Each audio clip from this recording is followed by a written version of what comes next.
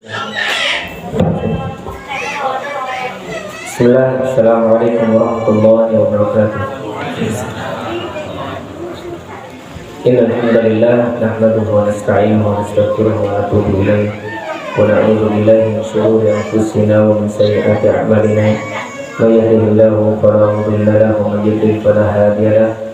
Asyhadu an la ilaha illallah wahdahu la syarika lahu wa asyhadu anna Muhammadan 'abduhu wa rasuluhu la nabiyya wa la rasula ba'dahu. Amma ba'd.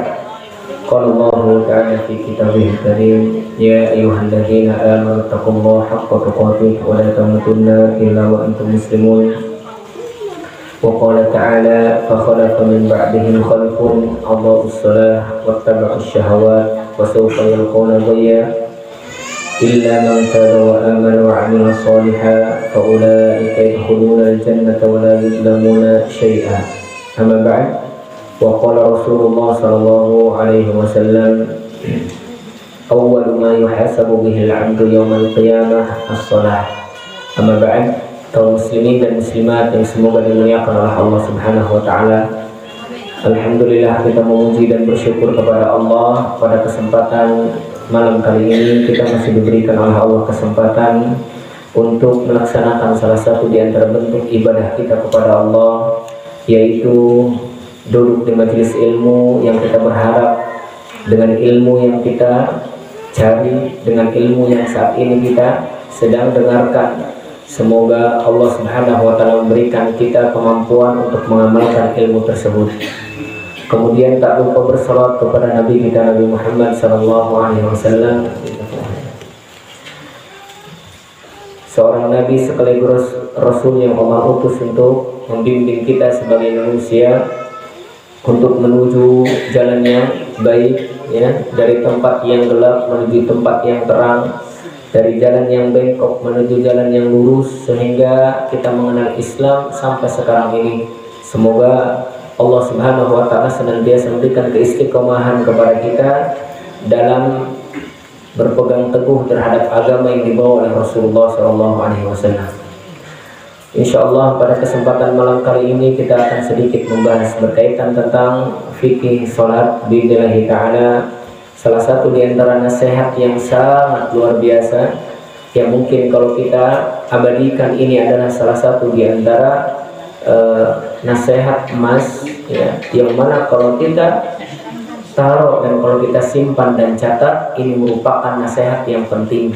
Salah satu di antara nasihatnya yaitu kata para ulama, la tatrukus shalah, jangan kalian tinggalkan sekecil dan segampang apapun sholat, terutama sholat wajib. Karena di sini pembahasan fikih kita pada malam hari ini tentang sholat, dan ini juga masuk ke dalam ranah akidah, ya, yaitu tentang sholat. Maka insya Allah pada malam hari ini berikan kesempatan untuk kami menyampaikan salah satu di antara nasihat tentang sholat, ya, tentang fikih sholat atau tentang akidah apa yang terkandung dalam sholat tersebut.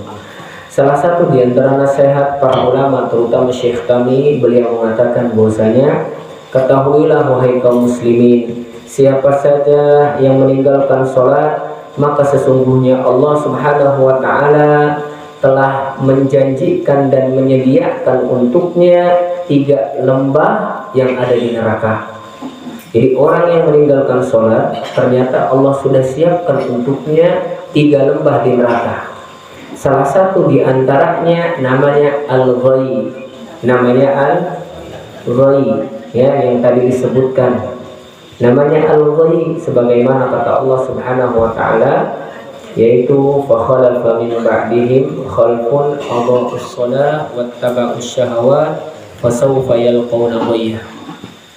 Akan datang nanti generasi, ya, di mana generasi ini ternyata datang, kemudian kedatangannya ini ternyata datangnya mereka akan meninggalkan sholat dan melalaikan sholat. Wattaba'us syahawat, dan yang diikuti oleh mereka hawa nafsu, syahwat. Fasawfa yalqawna ghayya, maka kelak dia nanti akan menemukan yang nama ghayy. Para ulama tafsir termasuk Ibnu Abbas, seorang sahabat, beliau mengatakan bahwasanya Ya, laisa makna adha'uha tarakuha bil kulliyah.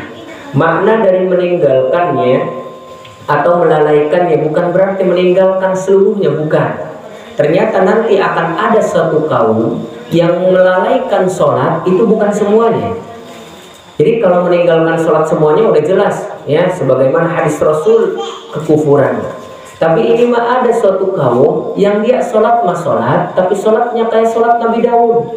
Ya, bagaimana sholat Nabi Daud? Hari ini puasa, hari ini ya Nabi Daud tuh hari ini puasa, besok enggak, besoknya puasa, besoknya enggak. Maka sholat Nabi Daud itu maksudnya apa? Duhur puasa, duhur sholat, asar enggak, maghrib sholat, isya enggak. Maka seperti itu. Maka kata para ulama termasuk Ibnu Abbas beliau mengatakan, ulamanya sahabat, bukan berarti meninggalkan sholat itu secara keseluruhan, akan tetapi walakin akharuha an awqatiha, yang memaksud melalaikan sholat itu mereka yang melalaikan waktunya sampai bentar lagi udah mau masuk waktu yang lain baru sholat.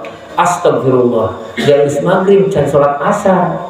Astagfirullah, jangan asar can sholat zuhur misalnya, sampai astagfirullah isya can sholat maghrib. Ternyata yang melalaikan waktu sholat itu bukan berarti meninggalkan secara keseluruhan kata Ibnu Abbas, tapi yang dimaksud ayat ini di dalam surat Al-Maryam tadi, akan datang suatu kaum ya yang mana mereka akan melalaikan sholat, yaitu maksudnya mereka yang menyia-nyiakan waktu sholat, ya.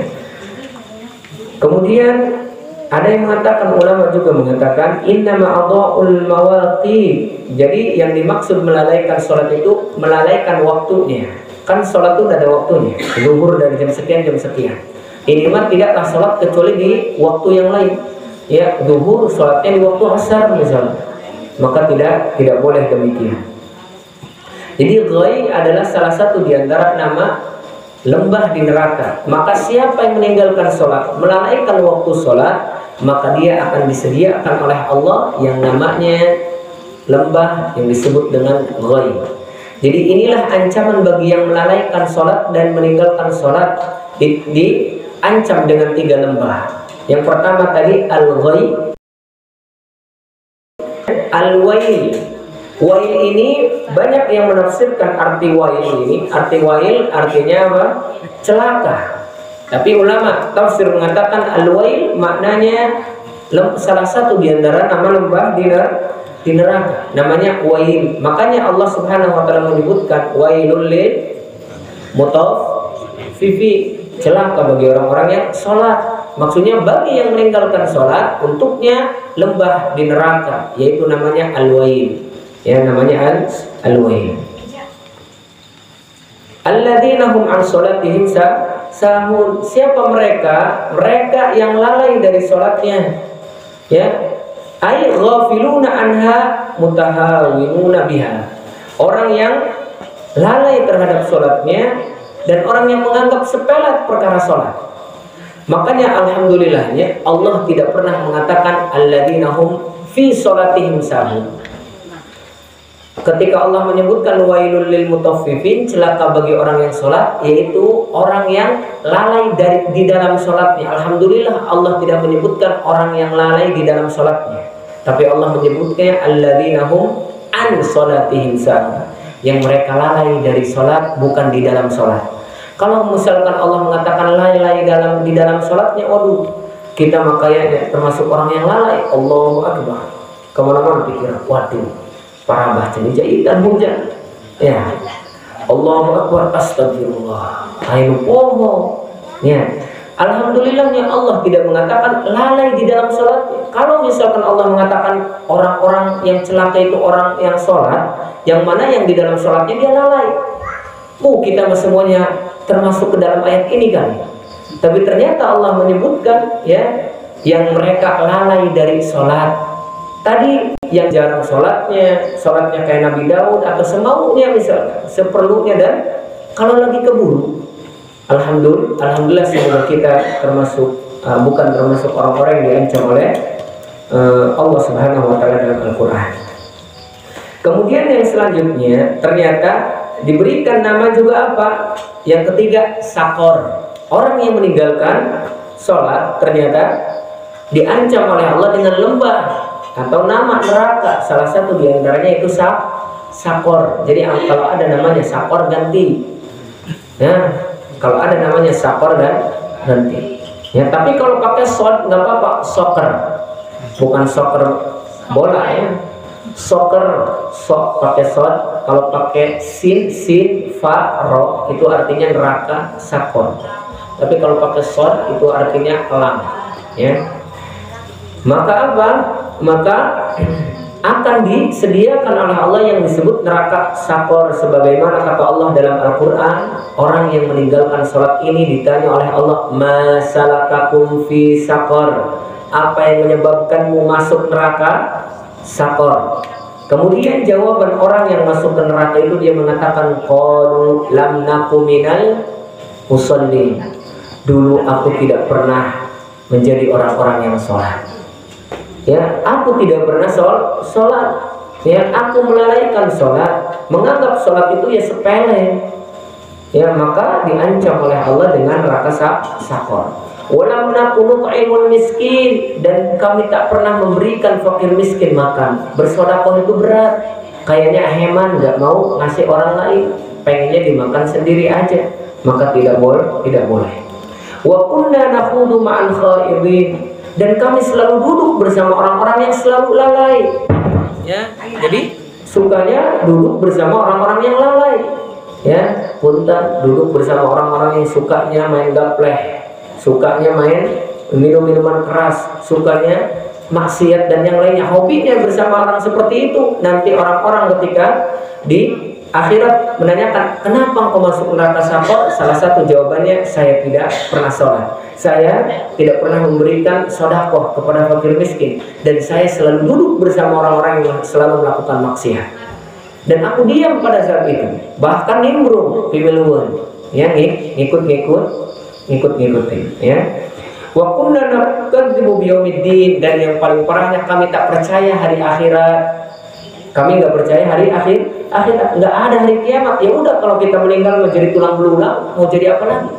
Nah, itulah orang-orang kafir. Mereka kan orang-orang kafir Quraisy dulu, ketika datang Nabi Muhammad, mereka nggak percaya masa akan ada hari kiamat. Kalau kita meninggal menjadi tulang belulang, ya udah, kalau udah tulang belulang bagaimana bisa disambungkan? Kamu mah ngaco Muhammad, kata orang-orang Quraisy. Ya, maka ternyata salah satu di antara ancaman neraka sakor ini orang yang tak sholat, kemudian orang juga yang mendustakan hari kiamat.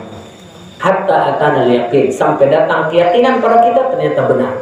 Masuk kita ke neraka sakor, salah satu penyebabnya ini, yaitu tidak sholat. Maka hati-hati. Jadi kita dinasehati untuk tidak meninggalkan sholat. Bahwasanya kalau kita meninggalkan sholat, kita akan diancam oleh Allah dengan 3 lembah di neraka. Yang pertama yaitu ghai, yang kedua yaitu wail, dan yang ketiga yaitu as-sakor. Ya, naudzubillah min dzalik. Kemudian yang selanjutnya kata para ulama, wa tarkus shalah min asbabi al-khusran fid dunya wal akhirah.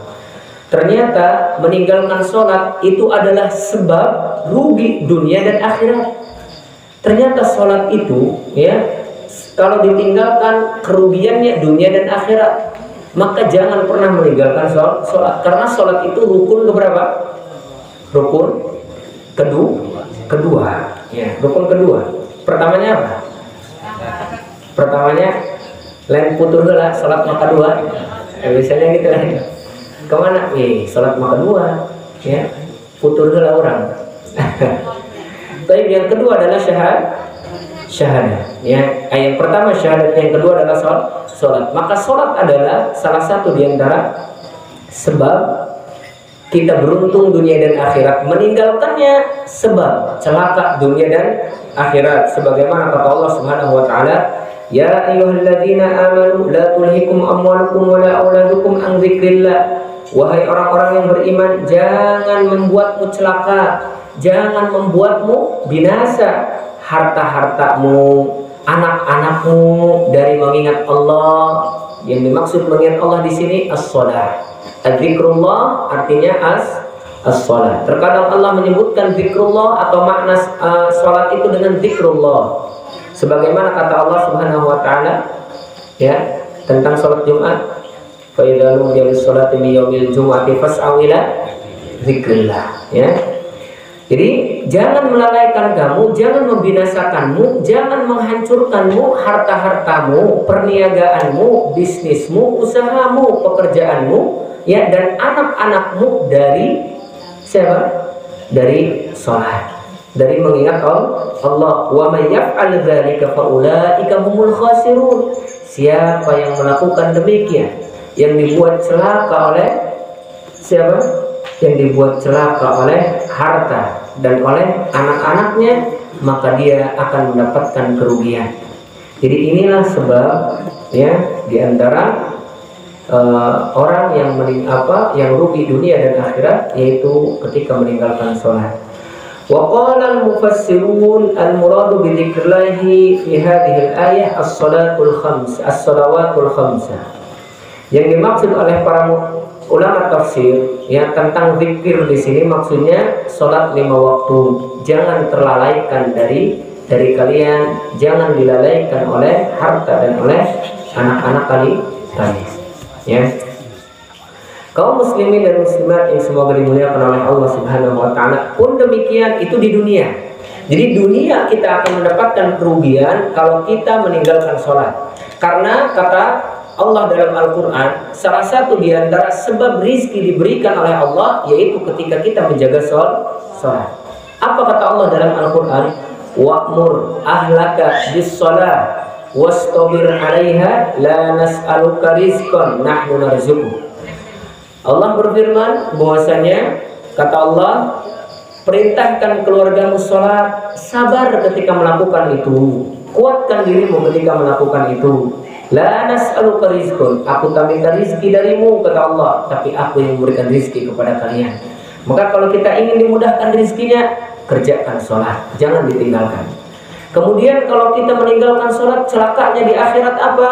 Kata Rasulullah SAW yang dikatakan oleh Imam Tirmidzi, yang sanadnya sahih dari Abu Hurairah radhiyallahu taala anhu qala sami'tu Rasulullah sallallahu alaihi wasallam yaqul, aku mendengar Rasulullah bersabda. Apa yang disabdakan oleh Rasulullah? Inna awwalu ma yuhasabu bihil 'abdu yaumal qiyamah as-shalah. Sesungguhnya yang pertama kali dihisab oleh Allah nanti di akhirat bukan amalan yang lain, bukan amalan sedekah kita, bukan amalan haji umroh kita, bukan. Ternyata pertama kali yang dihisab oleh Allah bagaimana keadaan sholatmu ketika di dunia, ya. Bagaimana minimal 5 waktu. 5 waktu. Kemudian apa? Kata Rasulullah, fa in sholuhat faqad aflaha wa anjaha. Kalau sholatnya bagus, kalau sholatnya benar, maka dia telah beruntung dan dia telah sukses, selamat. Wa in fasadat faqad khaba wa khasira. Siapa yang didapati sholatnya ternyata buruk dan rusak, maka dia telah rugi dan telah mendapatkan kerugian yang nyata. Khaba, apa bahasa kitanya mah, bangkrut dan telah rugi serugi-ruginya. Naudzubillah. Fa in taqasa min fardhatihi syai'un. Kalau seandainya dari yang wajibnya ini ternyata tidak ada, waduh, bolong-bolong nih, ya, sholatnya yang 5 waktu selama sekian tahun, ternyata 20 tahun dia ibadah sholat masih ada yang bolong. 1 tahun bolong. Coba kata Rasulullah apa? Allah mengatakan qala rabb. Allah berfirman, unzuru hal li 'abdi min tatawwu'in. Coba lihat, siapa tahu hambaku punya sholat sunnahnya. Tutup yang bolong itu, ya, dengan sholat sunnah. Maka tadi kalau kita mau sholat wajib, jangan tinggalkan sholat sunnah. Karena manfaat sholat sunnah salah satu diantaranya untuk nambal yang bolong, ya, yang tidak diterima oleh Allah dari yang wajibnya, ditutupin, ya, disumpel dari sholat sunnah. Tsumma yakunu sa'iru amali. Kemudian kata Rasulullah, dan begitu pun amal-amal yang lainnya dilihat oleh Allah Subhanahu wa taala, ya. Bahkan di dalam riwayat yang lain, yang meninggalkan sholat, Rasulullah SAW menyebutkan bahwasanya yang meninggalkan sholat apalagi secara sengaja faqad kafara, maka dia telah melakukan kekufuran, bahkan kafir, kata Rasulullah. Apa dalilnya? Yang diriwayatkan oleh Imam Muslim ya dari Jabir radhiyallahu taala anhu qala sami'tu Nabi sallallahu alaihi wasallam yaqul, aku mendengar Nabi bersabda, kata Jabir, inna bainar rajuli wa bainas syirki wal kufri tarkus shalah. Sesungguhnya di antara seorang laki-laki dan kesyirikan dan kekufuran yaitu meninggalkan sholat. Faman tarakas sholat faqad kafara. Siapa yang meninggalkan sholat maka dia telah kafir. Nauzubillah. Ya, hati-hati, ini ancaman, namanya hadisun wa'id, hadis ancaman supaya kita tidak meninggalkan sholat. Supaya kita tidak meninggalkan sholat.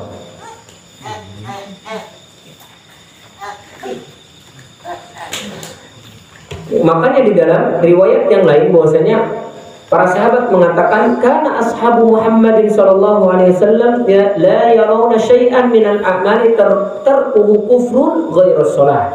Sesungguhnya sahabat Nabi Muhammad sallallahu alaihi wasallam tidak memandang perkara-perkara lain itu kalau ditinggalkan menjadi kufur kecuali sholat.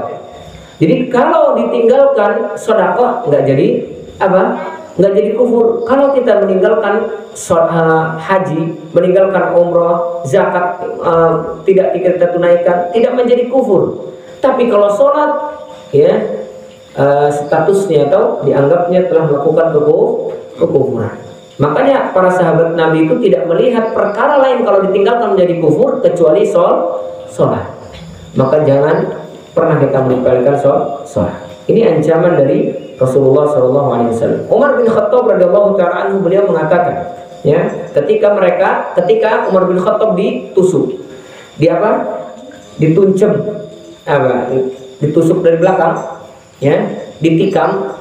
Umar bin Khattab beliau mengatakan, kan beliau sedang mengimami sholat, Allahu Akbar, ternyata ada anak kecil Majusi, ya, ternyata pura-pura ikut sholat. Sampai sekarang ada yang kayak gitu. Ada ya yang ikut pura-pura sholat ngegebuk gue dari belakang, ya, nonjok kayak pakai golok kayak, ada kan sampai sekarang ini. Ternyata di zaman Umar sudah lebih dulu. Umar lagi sholat, Allah Akbar, di belakang ditusuk Umar bin Khattab. Kemudian apa yang disampaikan oleh Umar bin Khattab yang paling masya Allah, ya, Umar bin Khattab boleh mengatakan, innahu la hadda li ahadin minal islami adha'as shalah. Padahal dia lagi sakit, lagi ditusuk, tapi dia tetap mengatakan tidak ada, ya, kesempatan bagi seorang pun yang mengaku beragama Islam untuk meninggalkan sholat. Padahal dalam keadaan tertusuk, uzur untuk tidak sholat berdiri, tapi dia mengatakan jangan ada yang tidak sholat, jangan ada yang meninggalkan sholat. Masya Allah, masih dia masih peduli terhadap jamaahnya dan kaumnya. Umar bin Khattab. Kemudian wasa'ala rajulin Ali bin Abi Thalib. Ali bin Abi Thalib pun ditanya, seorang khalifah yang keempat setelah Utsman bin Affan, ya. Beliau pernah ditanya an imra'atin, tentang perempuan, ya, la tusalli, faqala Ali, tentang perempuan yang tidak sholat, ya. Kemudian Ali mengatakan, man lam yusalli fa huwa kafir. Nauzubillah. Ya. Ali bin Abi Thalib pernah ditanya tentang perempuan yang enggak sholat, bagaimana perempuan yang kalau enggak sholat? Apa kata Ali? Man lam yusalli fahuwa kafir. Siapa yang belum sholat maka dia kafir. Hanya saja di antara pengkafiran orang yang enggak sholat itu ikhtilaf para ulama. Ada yang mengatakan kufrun akbar, ada yang mengatakan kufrun asghar, tapi jumhurul ulama mengatakan kufrun asghar, ya, yang tak mengeluarkannya dari agama. Karena terkadang orang ketika meninggalkan sholat itu bukan mengatakan sholat itu tidak wajib, bukan, tapi terkadang malas. Maka ini disebutnya kata para ulama kufrun asghar. Kecuali dia meyakini sholat 5 waktu tidak wajib, baru di situ kufrun akbar, keluar dari agama. Tapi kan orang-orang rata-rata yang tidak sholat itu karena malas, bukan karena meyakini tidak wajib, benar nggak? Nah, ya, maka jangan pernah meninggalkan sholat. Yang namanya kufrun, mau gede mau kecil, kira-kira baik atau tidak? Tidak baik, ya. Maka jangan ditinggalkan. Kemudian jangan pernah meninggalkan sholat asar. Sholat asar, hati-hati, ya. Pernah ditanya oleh seseorang, benar nggak sih sholat asar itu kalau ditinggalkan menghanguskan amal kita, ya? benar. Kisahnya itu. Ya, jadi ketika ditanya benar nggak sholat asar itu menggugurkan pahala pada hari itu, ya benar. Jawabannya benar sebagaimana hadis Rasulullah yang diriwayatkan oleh Imam Bukhari, datang dari sahabat Buraidah radhiyallahu taala anhu qala Nabi sallallahu alaihi wasallam, Nabi bersabda, man taraka salatal asri habitu amaluhu, siapa yang meninggalkan salat asar amalannya hangus pada hari itu. Ya, maka hati-hati. Faman taraka salatan wahidah, siapa yang meninggalkan salat satu kali saja, wa hiya salatul asr, dan itu adalah salat asar, habitu amaluhu, maka gugurlah pahalanya dan amal yang lainnya. Fama dhannukum fi man taraka shalawatu kulliha, kira-kira menurut kalian, kata para ulama, bagaimana bagi orang yang meninggalkan sholat seluruhnya, yang 5 waktu itu, yang meninggalkan satu sholat saja dihanguskan pada hari itu amalannya. Lalu bagaimana yang meninggalkan sholat semuanya? Ya. Kemudian salah satu di antara fikih sholat untuk tidak kita tinggalkan, wa tarikus shalah yuhsyaru yaumal qiyamati ma'a'da min a'da'illah. Ya. Orang-orang yang meninggalkan sholat nanti dikumpulkan pada hari kiamat bersama musuh-musuh Allah, bersama musuh-musuh Allah. Ya, sebagaimana hadis yang diriwayatkan oleh Imam Ahmad, hadis sahih dengan sanad yang sahih, datang dari Abdullah bin Amr radhiyallahu taala anhuma, anna Nabi sallallahu alaihi wasallam annahu dzakara sholata yauman, Rasulullah menyebutkan tentang satu sholat suatu hari. Kemudian Rasulullah bersabda, apa yang dikatakan oleh beliau, man hafidha 'alaiha kanat lahu nuran wa burhanan wa najatan yaumil qiyamah. Siapa yang menjaga sholat 5 waktu terutama, maka baginya, kata Rasulullah, nur, cahaya.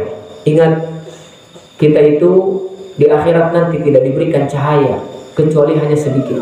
Tergantung amal kita, ada yang cahayanya 1 jari doang, ya sejempol doang, ada yang cahayanya kedap-kedip, ada yang cahayanya seluruh anggota badannya, ada yang cahayanya seluruh anggota wudhunya, ada yang cahayanya Masya Allah terang sampai orang-orang yang tak punya cahaya, tunggu, naktabis min nurikum, kata Allah, tunggu kami, aku ingin ikut nebeng. Kalau bawa motor yang gak ada lampunya mah tit minum, diburi pulang kebut-kebut tangguhan, bener.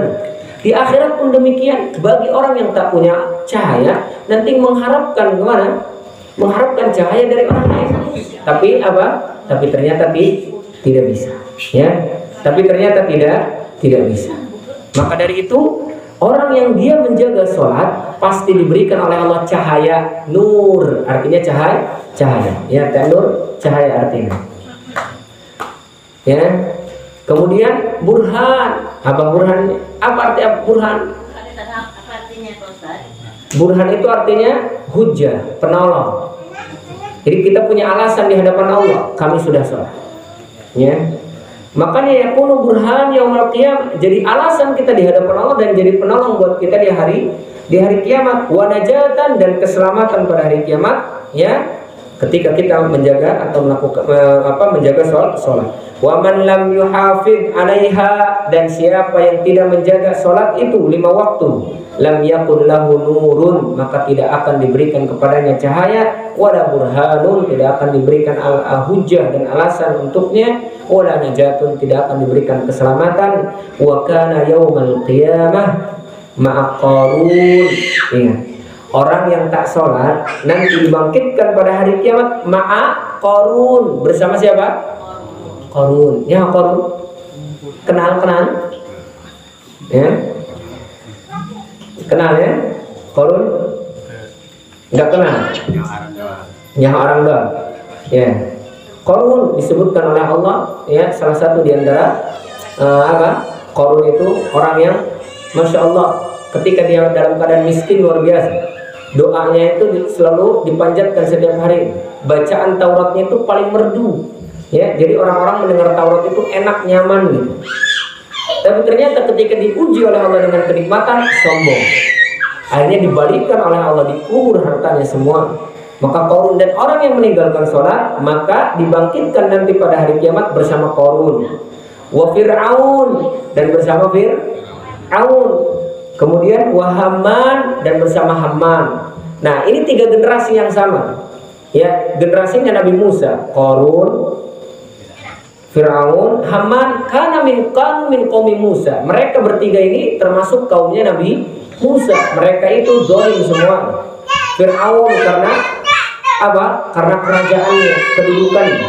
Kemudian Haman karena pangkatnya, dan Qarun karena hartanya. Tuh, rata-rata yang membinasakan itu kedudukan, pangkat, ya, kerajaan, ya, jabatan, pangkat, dan harta. Itu yang membinasakan. Dan 3 orang ini nanti dibangkitkannya juga bersama orang yang meninggalkan sholat dari kaum muslimin. Wa Ubay bin Khalaf, dan bersama Ubay bin Khalaf yang pada saat itu disebut dengan Rasul Munafik, ya, dengkotnya munafik di zaman Nabi Muhammad Shallallahu Alaihi Wasallam. Ini ancaman namanya. Ya, ini disebut dengan ancaman hadis wa'id, supaya kita selalu hati-hati, supaya kita terus menjaga sholat. Bahkan kalaupun kita dalam keadaan sakit, kita sadar, ya, otak kita masih ngerasa kita masih ada di dunia ini, ya, maka wajib bagi kita untuk melaksanakan sholat sesuai dengan kemampuan kita. Kalau yang tidak bisa berdiri, duduk. Kalau yang tidak bisa duduk, berbaring. Kalau yang tidak bisa berbaring sama sekali, ya sebisanya. Terus gerakannya pakai apa? Gerakan mata boleh. Apa saja yang bisa kita isyaratkan untuk melakukan sholat. Matanya melek terus, nggak bisa kedip gimana? Cari yang kira-kira bisa kita melakukan yang boleh. Ya, bagaimanapun isyarat yang bisa kita lakukan terpaksa. Ya. Kemudian wa yajibu 'alaikum ayyuha aba wal fudala, maka wajib bagi kita sebagai bapak-bapak dan ibu-ibu antakmuru auladakum bis shalah, untuk memerintahkan anak-anak kita salat idza balagu sab'a sinin, kalau mereka anak kita umurnya sudah 7 tahun. Jadi 7 tahun sudah diperintahkan salat. Hatta yata'awwadu 'alaiha, supaya terbiasa. Biasanya di apa bahasa pepatah itu, belajar di waktu kecil bagai mengukir di atas batu, belajar di waktu besar bagai mengukir di atas air, ya. Jadi mengukir di atas air itu bukan berarti tidak bisa, nah mustahil, tapi tidak menutup kemungkinan tidak bisa. Berat, ya, sulit. Tapi kalau kita mengukirnya di atas batu dalam keadaan kecil, ada di atas batu itu, maka gampang. Ya, namanya mengukir gimana sih di atas batu yang keras? Kalau air gimana coba? Itu bisa diukir. Beginiin, balik lagi. Tapi tadi kalau kita membiasakan anak dari kecil, maka mereka akan terbiasa nanti setelah dewasanya. Wata beribuhum, kemudian boleh dipukul mereka. Boleh dipukul mereka ketika mereka sudah sampai 10 tahun. Jadi kalau mereka sudah sampai 10 tahun, boleh kita memukulnya, walakin ghairu mubarrah, tapi tidak melukai. Pukulan yang tidak melukai. Ulah digebuk pakai baluka, sholat maneh misalnya, sampai gulung misalnya.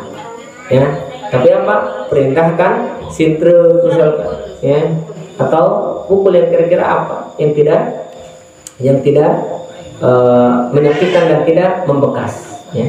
Dan itu diperintahkan oleh Rasulullah sebagaimana hadis yang diriwayatkan oleh Abu Daud dengan sanad yang sahih dari Sabrata radhiyallahu ta'ala qala Nabi sallallahu alaihi wasallam, Nabi bersabda, muru as-sabiyya bis-salati idza balagha sab'a sinin, perintahkan anak kecil ketika mereka sudah sampai 7 tahun untuk salat.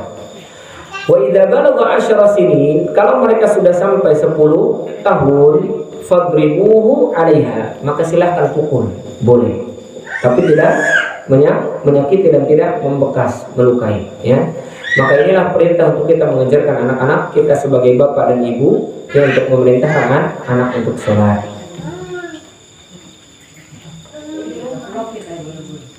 Ada sebuah kisah dari para salafus soleh, annahu ata ukhtan lahu matat. Ada seorang saudara perempuan meninggal, fasaqatat qaisun minhu fihi malun fi qabriha. kemudian jatuh apa dompet atau bahasa kitanya mah wadah jatuh di kuburannya, ada hartanya di dalamnya. Pas di kuburannya, falam yash'ur bihi ahadun hatta insarafa, tidak ada yang merasakan itu jatuh kecuali setelah mereka pergi dari kuburan tersebut. Summa dzakarahu, kemudian diingatkan, faraja ila qabriha, kemudian datanglah dia kembali ke mana? Ke kuburan. Jadi seorang laki-laki punya saudara perempuan yang meninggal, dikuburkan, dia bawa harta, ternyata jatuh di kuburan harta tersebut.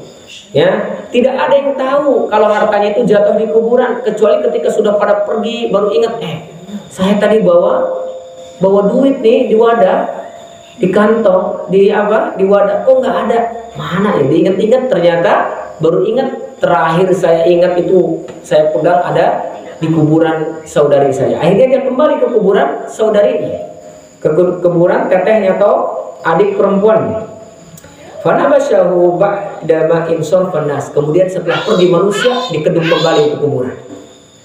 Fawajadal qabra yashta'ila 'alaiha, kemudian ternyata didapati kuburannya bercahaya atau terbakar api. Ada apinya, padahal baru ditinggalkan beberapa saat doang. Faraddat turabu 'alaiha, kemudian langsung ditutupkan kembali ditutupkan kembali tanahnya, nggak jadi ngambil. Jadi ingatnya dia uangnya ada di dalam kuburan itu. Ketika dibuka, ternyata api di situ menyala-nyala sampai ditutupi kembali tanahnya, nggak jadi diambil hartanya.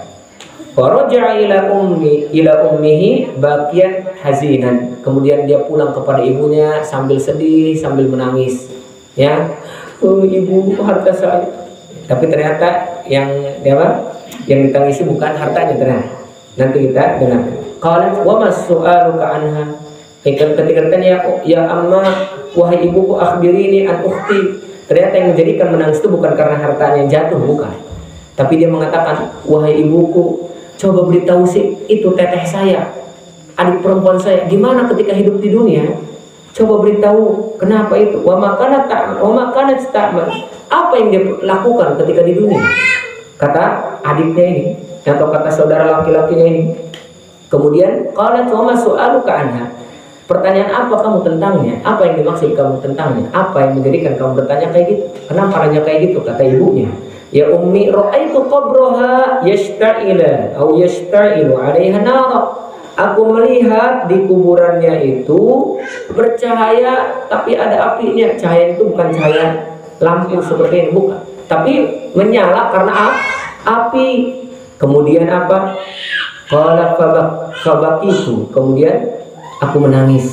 Wa qalat ya waladi, kata ibunya apa? Wahai anakku, kanat ukhtuka tatahawanu bis salati wa tuakhiruha an waqtiha. Dulu tetehmu, adik perempuanmu itu selalu lalai dari sholat, mengakhirkan waktu sholat, bahkan meninggalkannya. Maka tadi sebelum di akhirat, di dunia dulu orang yang meninggalkan sholat pasti diberikan oleh Allah apa? Diberikan oleh Allah ancaman atau adab, hukuman. Nauzubillah. Di kuburannya demikian. Makanya orang yang meninggalkan sholat, apa kata para ulama? Di dunia dia akan diberikan hukuman, di kuburannya sebelum meninggalnya akan diberikan hukuman. Ya.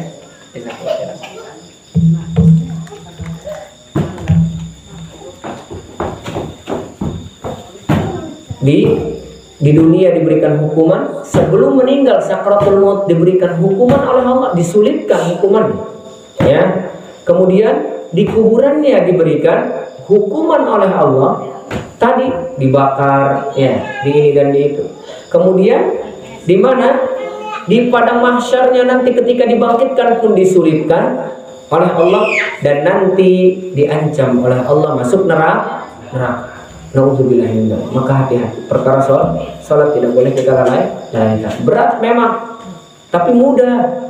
Dulu mah 50 waktu, coba 50 waktu, Masya Allah. Tapi dimudahkan jadi 5 waktu. Tetap Nabi Musa itu jangan 5 waktu. Coba minta lagi ke Allah turunkan, karena aku tahu umatmu nggak akan sanggup. Umatku saja yang gede-gede badannya nggak sanggup, apalagi umat kamu. dari 50 jadi 5 waktu. Malu Rasulullah tuh minta lagi, udahlah ya cukup 5 waktu, umatmu nggak sanggup, umat saya saja gede-gede badannya, keker-keker, nggak sanggup apalagi umatmu, udahlah cukuplah, nggak apa-apa. Ya, akhirnya apa? Sampai sekarang ya 5 waktu masih ada, tapi pahala 50 waktu diberikan kepada kita. Jadi sholat 5 waktu, ternyata pahalanya 50 waktu. Adil Allah Subhanahu wa taala kepada kita, maka jangan pernah meninggalkan sholat. Ya, ini fikih sholat. Ya, ada juga yang ketahawun fi sholat. Tadi jangan meninggalkan sholat, ini jangan meremehkan sholat. Jadi yang meninggalkan sholat udah jelas, nggak mau sholat. Ini mah meremehkan sholat, nyantai-nyantai deh. Ya, itu ada ancamannya juga. La tatahawanu bis sholat, jangan nyantai-nyantai perkara sholat. Ketika sudah mendengar adzan, bismillah datangi. Kalau tidak ada halangan. Kalau tidak ada halangan datangi. Ya. Karena kenapa? Karena tadi salah satu di antara ancaman orang yang ruku dan sujud pun yang udah sholat karena dia melalaikan waktu sholat. Bahkan ada orang yang munafik yang sholatnya ketika matahari udah mau tenggelam, udah mau nyungsep baru dia mau sholat. Maka disebutnya sholatul munafik. Sholat orang munafik itu asar dia ada, waktunya masih ada. Tiba-tiba ya udah mau maghrib baru ingat, oh jangan sholat dulu ya. Tadi padahal kemana saja dia. Maka tidak boleh ya.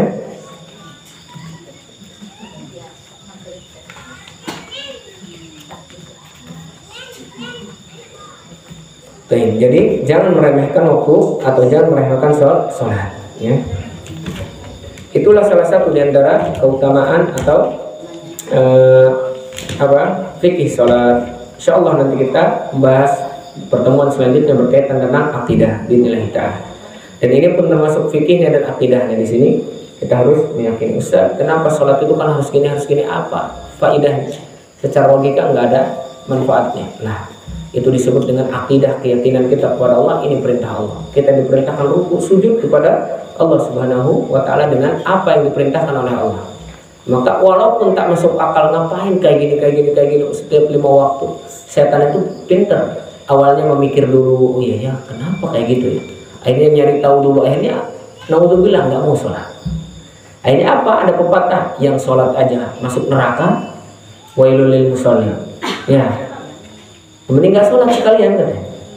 Jadi kan ada bahasanya, nu sholat ya belum tentu masuk surga, bener kan? Talbis iblis, tipu daya iblis itu kayak gitu.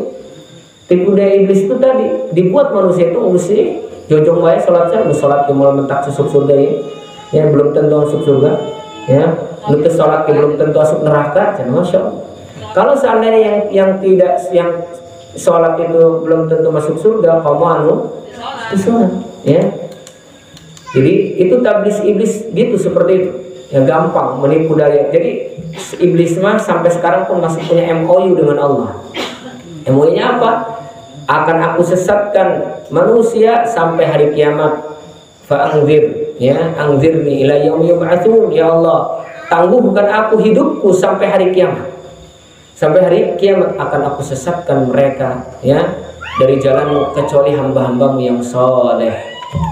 Semoga kita menjadi hamba-hamba Allah yang soleh. Amin ya rabbal alamin. Kaum muslimin dan muslimat semoga dimuliakan oleh Allah Subhanahu wa taala. Itu saja mungkin pembahasan kita pada kesempatan malam hari ini. Insyaallah nanti kita bahas berkaitan juga tentang akidah, kemudian adabnya, dan insyaallah berkaitan tentang tafsirnya billahi ta'ala. Sebelum kita tutup, apa ada yang bertanya?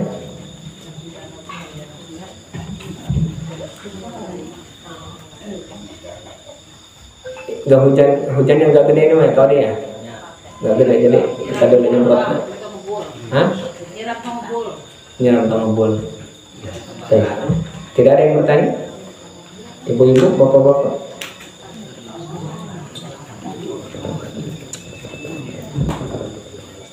Ya. Masya Allah. Ayah saya Chan. Baik. Kalau ditanya bagaimana penghuni surga sekarang, sudah ada atau belum? Ya. Sebagaimana hadis Rasulullah SAW, ya, yang sahih, ya, bahwasanya surga itu sudah ada dari sekarang. Ya. Sebagaimana Rasulullah ketika Isra Mi'raj beliau mengatakan, aku diperlihatkan surga, ya, dan diperlihatkan kepadaku neraka. Dan di dalam surga itu banyak orang-orang yang sudah masuk. Ya, dan di neraka juga banyak orang-orang yang sudah masuk. Salah satu diantaranya perempuan yang banyak masuknya, kata Rasulullah. Perempuan. Ya, disebutkan ciri-ciri perempuan itu. Nanti insya Allah di pertemuan kita sebutkan sifat-sifat ahlul neraka dan sifat-sifat ahlul surga billahi ta'ala. Siapa yang menghuni surga? Jadi sampai sekarang ada. Akan tetapi kata Rasulullah di dalam riwayat yang lain, mereka itu seperti burung-burung yang berpindah-pindah dari satu dahan ke dahan yang lain. Jadi ruh-ruhnya itu udah ada di surga.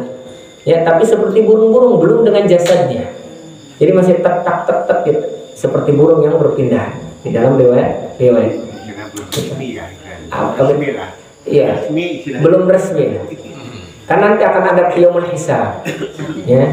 Jadi geus dibere naon aranya ruhnya ngimpina mungkin cakurang mah. Ngimpina geus ngeunah-ngeunah bae. Ya. Mimpinya sudah yang enak saja. Ya. Jadi wallahu a'lam bishawab. Ada lagi? Tadi termasuk Mengapa Opi? masalah sholat asar tadi ya. Ya. Kalau ditinggalkan kan kita bisa menghapus amalan kita ya. Ya. Kalau seandainya kita tidak berjamaah gitu kan, jadi sholat asarnya kadang-kadang kita ada keperluan lain gitu, jadi di rumah aja itu bisa menghapus juga itu. Tidak. Yang dimaksud di sini meninggalkan sholatnya. Kalau sholatnya sendiri masih sholat itu. Ya. Takutnya gitu. Nanti ada keutamaan berjamaahnya. Cuman kurang amalnya. Kurang pahalanya. Pahalanya doang. Karena beda orang yang berjamaah dengan orang yang sendirian. Sebagaimana hadis Rasulullah, ya, afdhalus salatu salatul jama'atu afdhal min salatil fardhi. Ya, salat berjamaah lebih afdal daripada salat sendirian. Ya, berapa? 25 sampai 27 derajat perbandingannya. Jadi Mang Ya. kamu seumur hidup ke salat Jumat kumaha eta? Masya Allah. Sebagaimana hadis Rasulullah SAW, man yatahawanu an salatil Jumat salasa jumu'at. Fima mana? Siapa yang mereka melalaikan 3 Jumat saja. Ya, jadi 3 Jumat, maka Allah telah menutup hatinya. Ya, maka ancaman bagi orang yang meninggalkan sholat Jumat itu apa? Neraka. Bahkan hatinya sudah mati terkunci. Maka tak boleh Jumat ditinggalkan tanpa udzur. 3 kali berturut-turut, maka naudzubillah ancamannya berat, ya. Sebagaimana disebutkan oleh Rasulullah, hatinya telah dikunci oleh Allah dan pastinya disiapkan oleh Allah neraka. Ya, tentang Jumat ini bagi laki-laki. Karena wajib bagi laki-laki Jumat, sunnah bagi perempuan. Ya. Nah, nanti dia nanya kan anu ngomongnya nah. Kita sholat pagi cenah malah bae ku ngomong barat. Aya aja mau kitu. Bukan barat. Nah, jadi ibadah itu bukan untuk kaya. Ya, kalau ibadah untuk kaya, waduh, Nabi kita enggak kaya. Para sahabat enggak kaya, ulah ditembalan. Gati. Eleh kena orang. Kudu boga apa kaya, amun hayang menang.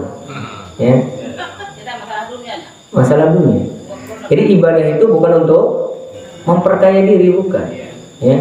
Ibadah itu bukan untuk memperkaya. Ya, buktinya Nabi tidak kaya. Ya.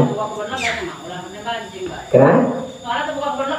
Nah, buat apa? Walaupun boga dibuat apa? Tidak berfaedah. Ngelawan anu kita. Namun salat setahun sekali cuma ya. Masya Allah, salat setahun sekali luar biasa. Lebaran. Lebaran doang. Tapi minimal ya, kalaupun dia sholat sekali tadi, ya ada hujah di hadapan Allah. Kalau dia sholat setahun sekali, minimal ada hujah di hadapan Allah. Ketika dia mau sholat setahun sekali, ada iman sekalipun hanya sekecil biji dzarrah. Karena di dalam riwayat yang lain, ya Allah, keluarkan hambamu atau umatmu yang ada sedikit iman di dalam hatinya sekalipun sebesar biji dzarrah, sekecil biji dzarrah. Keluarkan. Tapi tadi dicuci dulu. Makanya umat Nabi Muhammad semuanya masuk surga. Illa man aba, kecuali yang nggak mau. Siapa yang nggak mau itu? Yang tadi tidak mau menjalankan perintah. Walaupun setahun sekali, alhamdulillah bisa saja masuk surga kalau Allah berkehendak. Kalau Allah berkehendak, kalau tidak berkehendak ya Allah azab. Makanya insya'a adzabahu wa insya'a ghafaru. Kalau Allah berkehendak Allah ampuni, kalau Allah berkehendak Allah adab dia. Tapi eta ku anakna dibawa eta ka Mekah gitu. Alhamdulillah. Alhamdulillah. Nah, tapi terdaik tas eta gitu. Terdaik deh. Maka hajinya haji mabrur. Bukan haji mabrur. Karena ada haji mabrur. Tahu haji mabrur? Haji mabrur itu makbul, haji yang diterima. Bagaimana haji diterima? Tadi berubah seluruh keadaannya. Salah satu di antara tanda amal kita diterima, taghayyurul ahwali ila ahsanil hal. Berubah dari keadaan tertentu kepada keadaan yang lebih baik. Kalau dulunya nggak pernah sholat, diajak haji, diajak umroh, tiba-tiba jadi lebih baik, berarti amalannya diterima. Maka cara atau untuk kita melihat amal kita diterima, salah satu alamatnya kata para ulama, ketika perubahan kita kepada yang lebih baik. Jadi kita menjadi lebih baik berarti menandakan amal kita diterima, umroh kita diterima, haji kita diterima. Kalau seperti itu ya paling kayak haji mabuk, dapat omongan manusia dong kita haji misalnya. Tapi sholat nggak pernah kecuali setahun sekali, maka tidak diterima oleh Allah. Tidak ada nilainya di sisi Allah sekalipun sekian juta dia keluarkan, capek dia keluarkan, tapi tadi makanya di antara amal itu ya tadi ada yang diterima, ada yang ditolak oleh Allah Subhanahu wa taala. Wallahu a'lam bishawab. Ya, KDD.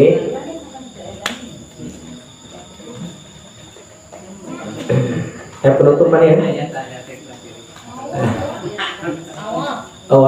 Terjadi dengan iqanah. Alhamdulillah. KDD.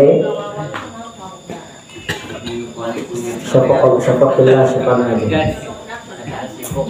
Hah? Tidak ada lagi. Alhamdulillah.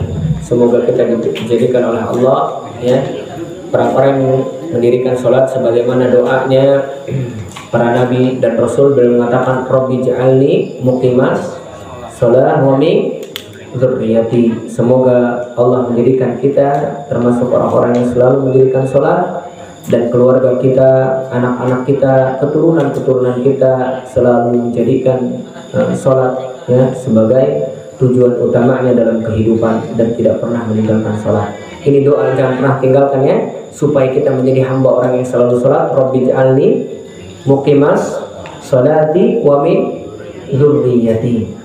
Kalau anak ingin jadi soleh, jangan pernah tinggalkan doa ini. Rabbi habli minas sholihin. Ya Allah, jadikan keturunanku anak yang soleh dan solehah. Ya Allah, jadikan diriku termasuk orang yang mendirikan sholat dan anak-anakku dan keturunanku ya Allah.